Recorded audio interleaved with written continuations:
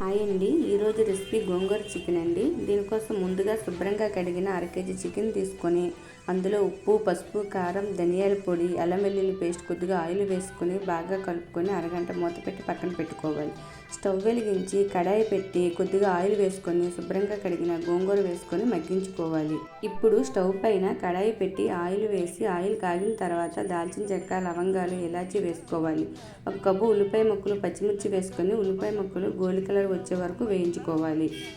తర్వాత చిన్న టమాటో కూడా వేసుకొని మగ్గించుకోవాలి. ఇందులో ముందుగా మ్యారినేట్ చేసుకున్న చికెన్ వేసి అందులో కొద్దిగా కరివేపాకు, కొత్తిమీర కూడా వేసి అంతా ఒకసారి బాగా కలుపుకోవాలి. ఇప్పుడు మూత పెట్టుకొని చికెన్ ఉడికించాలి. ఆ తర్వాత అందులో కొద్దిగా ఉప్పు, కారం, గరం మసాలా వేసి బాగా కలుపుకొని కొద్దిగా వాటర్ వేసి మూత పెట్టి చికెన్ బాగా ఉడికించాలి. చికెన్ ఉడికిన తర్వాత ముందుగా ఉడికించిన గోంగూరను కూడా వేసి బాగా కలుపుకొని 10 నిమిషాలు మూత పెట్టి ఉడికించాలి. చివరిగా కొత్తిమీర వేసుకొని కలుపుకోవాలి.